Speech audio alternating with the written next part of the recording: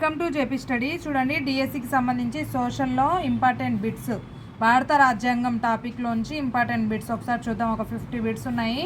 ఎవరైనా first time మన channel చూస్తున్నట్లయితే లైక్ చేయండి, సబ్స్క్రైబ్ చేసుకోండి. చూడండి, భారత రాజ్యాంగం ఈ టాపిక్లోంచి ఇంపార్టెంట్ బిట్స్.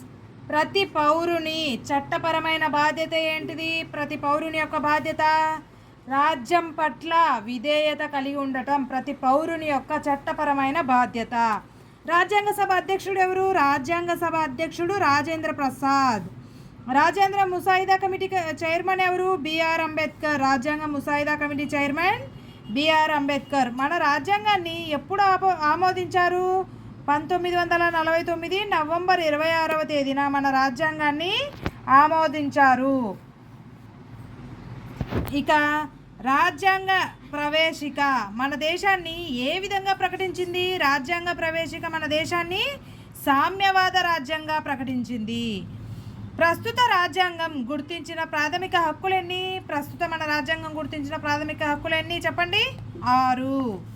ఆస్తి హక్కును ప్రాథమిక హక్కుల నుంచి ఏ రాజ్యాంగ సవరణ తొలగించింది? 44వ రాజ్యాంగ సవరణ ద్వారా ఆస్తి హక్కును ప్రాథమిక హక్కుల నుంచి తొలగించారు. ప్రస్తుత ప్రాథమిక విధులన్నీ? ప్రాథమిక విధులు 11.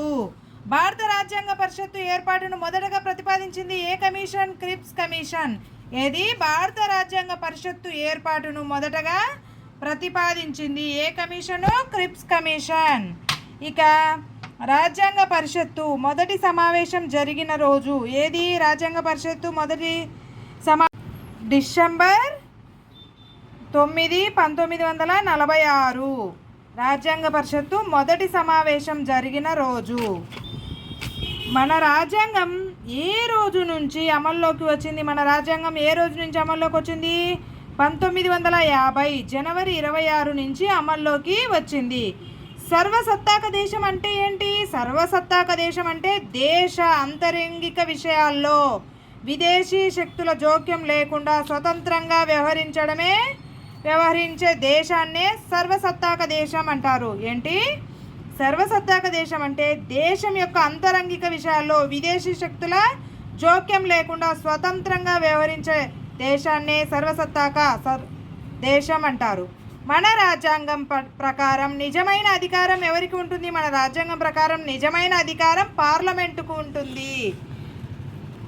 భారత రాజ్యాంగ విశిష్ట లక్షణాల్లో ముఖ్యమైనది ఏంది? స్వతంత్ర న్యాయ వ్యవస్థ. భారత రాజ్యాంగ విశిష్ట లక్షణాల్లో ముఖ్యమైనది స్వతంత్ర న్యాయ వ్యవస్థ. కేంద్ర జాబితాలోని అంశాలపై శాసనాలను చేసే అధికారం ఎవరికి ఉంది? కేంద్రానికి ఉంది.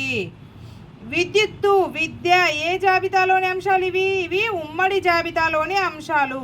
మన రాజ్యాంగంలోని ఏ భాగంలో మద్యపానాన్ని నిషేధించాలని నిర్దేశించారు? ఆదేశిక సూత్రాలు. మన రాజ్యాంగంలోని ఆదేశిక సూత్రాల్లో మద్యపానాన్ని నిషేధించాలని నిర్దేశించారు.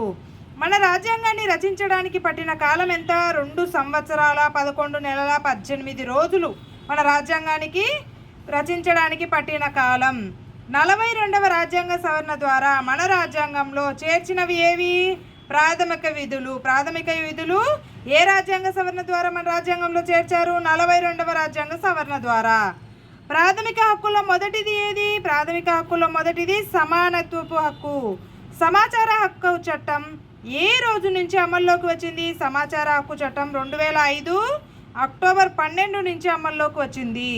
సమాచార హక్కు చట్టం ప్రకారం వ్యక్తి ప్రాణానికి స్వేచ్ఛకు సంబంధించిన సమస్య అయితే ఆ సమాచారాన్ని దరఖాస్తుదారులకు ఎంత కాలంలోపు ఇవ్వాలి? 48 గంటల్లోపు ఆ వ్యక్తికి సంబంధించిన సమాచారాన్ని ఇవ్వాలి. గ్రామ పంచాయతీలను ఏర్పాటు చేయాలని మన రాజ్యాంగంలోని ఏ విభాగంలో నిర్దేశించారు? ఆదేశిక సూత్రాల్లో గ్రామ పంచాయతీలను ఏర్పాటు చేయాలని రాజ్యాంగంలో సమాచార హక్కు చట్టానికి సంబంధించి కేంద్ర సమాచార కమిషనర్ను నియమించేవారెవరు? రాష్ట్రపతి. ఎవరు? రాష్ట్రపతి సమాచార హక్కు చట్టానికి సంబంధించిన సమాచార కమిషనర్ను నియమిస్తారు. రాజ్యసభ అధ్యక్షుడు ఎవరు? ఉపరాష్ట్రపతి.